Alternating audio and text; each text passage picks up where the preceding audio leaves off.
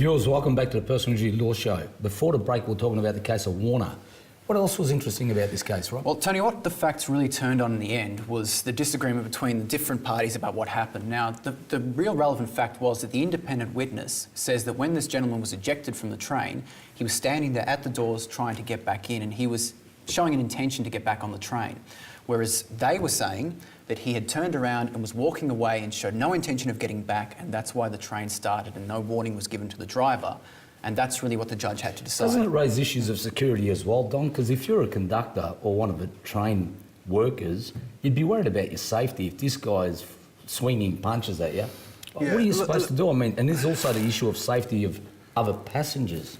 Well, that's right. And I think this case particularly just turned on the fact that you still, even though there was some aggression, the conductor still owes a duty of care to look after the safety of the passengers. So what should they have done? Should they have got him and walked him out of the station altogether? Well, that's what was suggested. And I think, Rob, wasn't that the conductor and the security guard actually holding the door closed? That's right. They were actually physically holding it closed, and the evidence showed that if they didn't think he was going to get back on, they wouldn't have, held the door closed. So he fell between the platform and the train. Yes. So he got some pretty nasty injuries. Well, that's right. They actually heard a thud, and that's why the train driver actually stopped the train. So he fell down and unfortunately... And what was the result? At the majority of the Court of Appeal, I think it's South Australia, agreed with the plaintiff's case and agreed with the first trial judge, and the plaintiff won his case.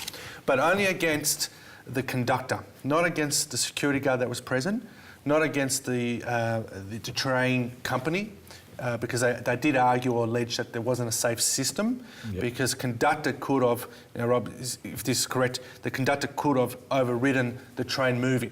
That's right. He could have sent some warning to the driver that there was a person outside the train and it was a hazardous situation and said, don't take off. How much did he didn't get? take that action. What did he get? Look, this is difficult because he actually died, Tony, before the judgment.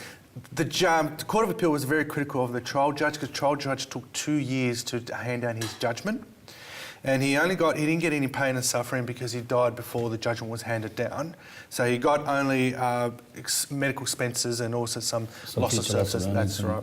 But I'm surprised he didn't get anything of pain and suffering, because he, obviously up until his date of death, he would have had pain and suffering.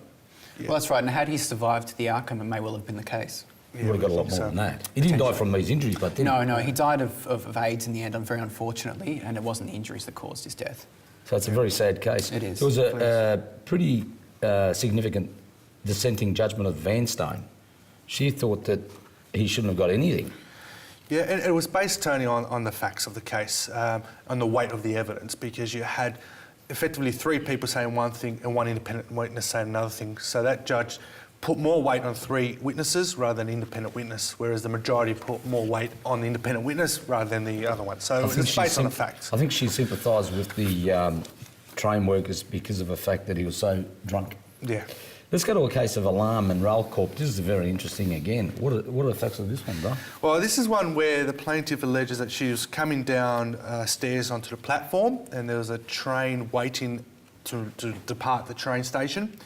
And she says she got there and she had to buy a ticket. She saw the conductor on the platform, waved to the conductor. The conductor was on the phone talking to someone. Conductor waved back. She ran back, got a ticket, ran back to the train and was about to jump on, and the door closed on her leg, causes injuries. But didn't she also say that she said to the conductor, wait, I'm That's going right. to She buy a said she ticket. alleged that she waved to the conductor and said, hang on, I don't have a ticket yet, let me go back and get one. And she said that he was talking on his mobile phone, and when she came back with her ticket, he wasn't paying attention. So when she tried to get into the train, he didn't warn anyone and the doors closed on it. That was her allegation.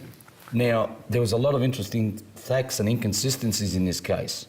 What are some of the inconsistencies, Don? Well, first of all, the train conductor gave evidence at the trial and said that, in fact, he was 48 at the time. He was married, he was 48, his wife was 47, that divorced him 3 months before the accident, and they've got no children. And a significant piece of her evidence was that he was on the phone saying that I'm on the phone to my wife who's just given birth. So it really put a damper on her evidence, didn't it? That's right, it did. And the second inconsistency was that the train driver said, I didn't speak to her, and in fact there was CCTV about her all, Tony. There was CCTV, didn't say she went to the conductor or anything. Also, there was no, all the medical reports, there was massive inconsistencies about how she got injured, wasn't there? That's right, and she had quite significant pre-existing physical problems, and she was alleging a lot of complaints that the evidence showed may have existed before the accident even occurred. And in the end, she failed because of the court thought she was lying.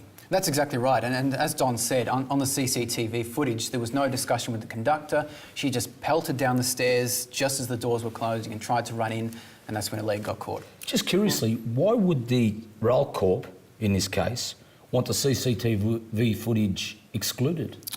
Look, I couldn't make sense of that. I don't know why. I think it supported them.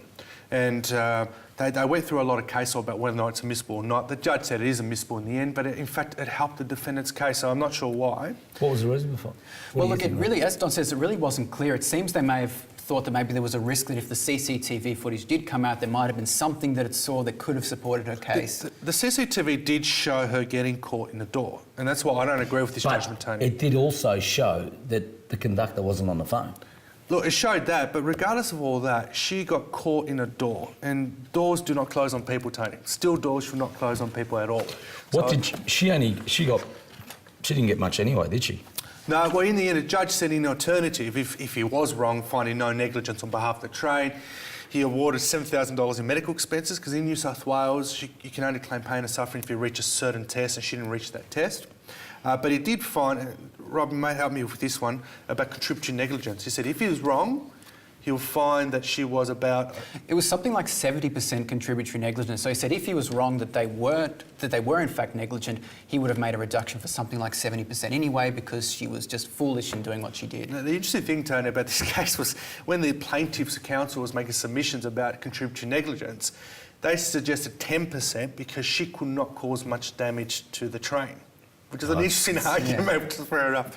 So really, it was a case of the court turning around saying she brought it upon herself. And that's a view Isn't that that I right? take. With respect to Don, I disagree. I think that this was the correct outcome, because on the facts, on the CCTV footage, the conductor came out, he saw that the platform was clear, he saw that everyone had come on, he checked, he pressed the button, he looked again, and only when the doors were closing, she materialised out of nowhere and pelted in the door. Isn't the reality that she lost because she was just a liar? I think she lost because She's a liar. at the end of the day, she got caught in the door. They should not close on people. There should be safety mechanisms. Viewers, what's got to come out of this case is this. If your evidence doesn't stack up in the sense that there's massive inconsistencies with doctors and the people that you report the injuries to, you've got no hope.